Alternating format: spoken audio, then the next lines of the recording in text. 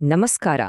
ಬನ್ನಿ, ಇವತ್ತು ನಾವು ಪಶ್ಚಿಮ ಘಟ್ಟಗಳ ದಟ್ಟ ಕಾಡಿನೊಳಗೆ ನಡೆದ ಒಂದು ಬೆಚ್ಚಿ ಬೀಳಿಸೋ ಕಥೆಯನ್ನ ನೋಡೋಣ. ಇದು ರಕ್ತಪಿಶಾಚಿ ಪಂಥದ ಕಥೆ. ಈ ಮಾತುಗಳು 14 ವರ್ಷದ ಒಬ್ಬ ಹುಡುಗನ ಬಾಯಿಂದ ಬಂದಿದ್ದು. ಅವನು ಕಂಡ ಒಂದು ದೃಶ್ಯ ಇಡೀ ದೇಶವನ್ನೇ ಬೆಚ್ಚಿ ಬೀಳಿಸಿದ ಘಟನೆಗಳಿಗೆ ಕಾರಣವಾಯಿತು. ಸರಿ, ಏನಿದು ಕಥೆಯಂತೆ ನೋಡೋಣ ಬನ್ನಿ. ನಮ್ಮ ಕಥೆ ಶುರುವಾಗೋದು ಸಹ್ಯಾದ್ರಿ ಅಂದ್ರೆ ಪಶ್ಚಿಮ ಘಟ್ಟಗಳಲ್ಲಿ. ನೋಡೋಕೆಷ್ಟು ಸುಂದರ ಅಲ್ವಾ? ಪ್ರಕೃತಿಯ ಒಂದು ಅದ್ಭುತ.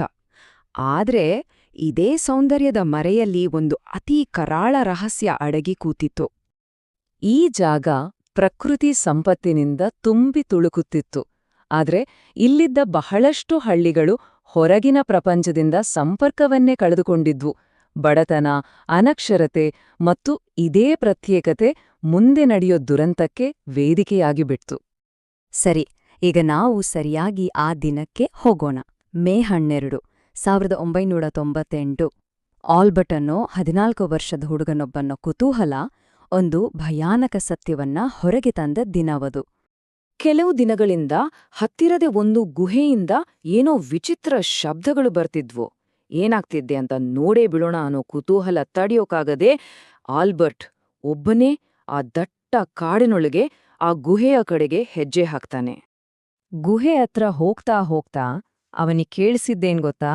ಒಂದು ಕಡೆ ನೋವಿಂದ ಕಿರುಚೋ ಶಬ್ದ, ಇನ್ನೊಂದು ಕಡೆ ಯಾವುದೋ ಪೂಜೆ ಮಾಡಬೇಕಾದ್ರೆ ಹಾಡ್ತಾರಲ್ಲ ಅಂಥ ಹಾಡು.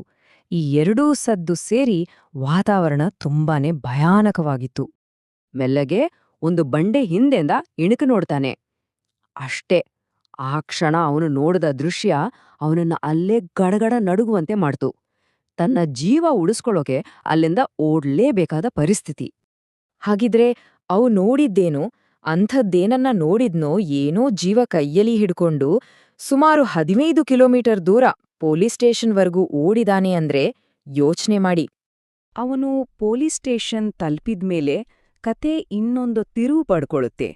ಅಲ್ಲಿಂದ ಶುರುವಾಗತ್ತೆ ಪೊಲೀಸರ ತನಿಖೆ ಮತ್ತು ಮತ್ತಷ್ಟು ನಿಗೂಢ ಘಟನೆಗಳು. ಅಲ್ಲಿ ಇನ್ಸ್ಪೆಕ್ಟರ್ ಅರವಿಂದ್ಗೆ ಇದೆಲ್ಲ ಸುಳ್ಳು ಕಥೆ. ಹುಡುಗ ಸುಮ್ನೆ ರಕ್ತಪಿಶಾಚಿ ಅಂತ ಏನೋ ಹೇಳ್ತಿದ್ದಾನೆ ಅನ್ಸುತ್ತೆ.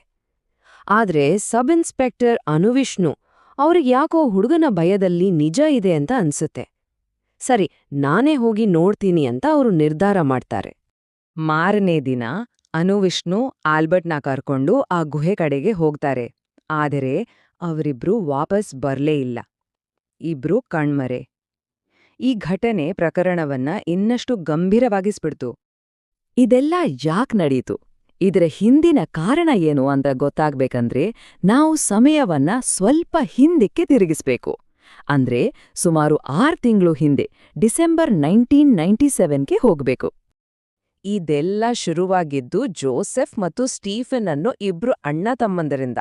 ಅವರೊಂದು ಬಡ ಹಳ್ಳಿಗ್ ಬಂದು ನಾವು ದೇವರ ದೂತರು, ನಿಮ್ಗೆಲ್ಲ ಸಂಪತ್ತು ಕೊಡ್ತೀವಿ ಅಂತ ನಂಬಿಸ್ತಾರೆ.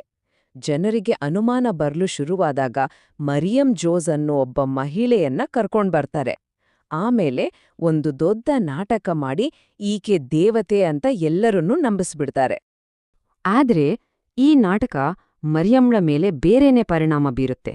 ಎಲ್ರೂ ತನ್ನ ನೋಡಿ ಭಯಪಡೋದು, ಪೂಜೆ ಮಾಡೋದು ನೋಡಿ ಅವಳು ತಾನೇ ನಿಜವಾದ ದೇವತೆ ಅಂತ ನಂಬೋಕೆ ಶುರು ಮಾಡ್ತಾಳೆ. ಅವಳೊಳಗಿದ್ದ ನಾಟಕಗಾರ್ತಿ ಹೋಗಿ ರಕ್ತಕ್ಕಾಗಿ ಹಂಬಲಿಸೋ ಒಬ್ಬ ಕ್ರೂರಿ ಹುಟ್ಕೊಳ್ತಾಳೆ. ಅವಳ ಕ್ರೌರ್ಯ ದಿನೇ ದಿನೇ ಜಾಸ್ತಿ ಆಗ್ತಾ ಹೋಯ್ತು. ಮೊದ್ಲು ಪ್ರಾಣಿಗಳ ರಕ್ತದಿಂದ ಶುರುವಾಗಿ ಆಮೇಲೆ ಮನುಷ್ಯರ ರಕ್ತಕ್ಕೆ ತಿರುಗಿತು.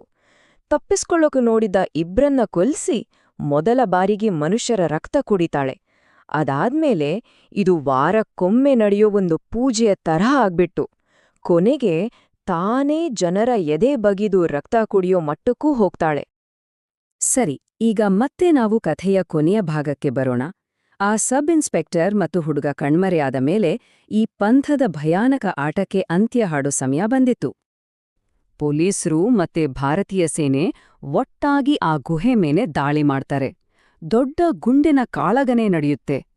ಕೊನೆಗೆ ಮರಿಯಂ ಮತ್ತು ಅವಳ ತಮ್ಮ ಸ್ಟೀಫನ್ ಸಿಕ್ಕಿಬೀಳ್ತಾರೆ. ಗುಹೆ ಒಳಗೆ ಹೋಗಿ ನೋಡಿದವರಿಗೆ ಆಘಾತ ಕಾದಿತ್ತು. ಎಲ್ಲೆಲ್ಲೂ ಮನುಷ್ಯರ ಮೂಳೆಗಳು, ರಕ್ತದ ಕಲೆಗಳು, ಭಯಾನಕ ದೃಶ್ಯವಾಗಿತ್ತು ಅದು. ಕೇವಲ 6 ವಾರದಲ್ಲಿ 15 ಅಮಾಯಕ ಜೀವಗಳನ್ನ ಈ ಕುರುಡು ನಂಬಿಕೆ ಬಲಿ ತಗೊಂಡಿತ್ತು. ವಿಪರ್ಯಾಸ ನೋಡಿ, ಮದ್ರಾಸ್ ಹೈಕೋರ್ಟ್ ಮರಿಯಂ ಮತ್ತು ಅವಳ ಸಹೋದರನಿಗೆ ಕೊಟ್ಟ ಶಿಕ್ಷೆ 15 ವರ್ಷಗಳ ಜೈಲು ಶಿಕ್ಷೆ. ಕೊಂದ ಜೀವಗಳ ಸಂಖ್ಯೆ, ಸಿಕ್ಕ ಶಿಕ್ಷೆಯ ವರ್ಷಗಳ ಸಂಖ್ಯೆ ಎರಡೂ ಒಂದೇ. ಹಾಗಿದ್ರೆ ಉಳಿದ ಹಳ್ಳಿಯವರ ಕಥೆ ಏನಾಯ್ತು? ಅವರನ್ನ ಪುನರ್ವಸತಿ ಕೇಂದ್ರಕ್ಕೆ ಕಳಿಸಲಾಯಿತು. ಯಾಕಂದ್ರೆ ಅವರು ತಪ್ಪು ಮಾಡಿದ್ರು, ಅವರು ಕೂಡ ಭಯ ಮತ್ತು ಮೂಢನಂಬಿಕೆಯ ಬಲಿಪಶುಗಳೇ ಆಗಿದ್ರು. ಈ ಇಡೀ ಘಟನೆ ನಮ್ಮೆಲ್ಲರ ಮುಂದೊಂದು ದೊಡ್ಡ ಪ್ರಶ್ನೆಯನ್ನ ಇಡುತ್ತೆ.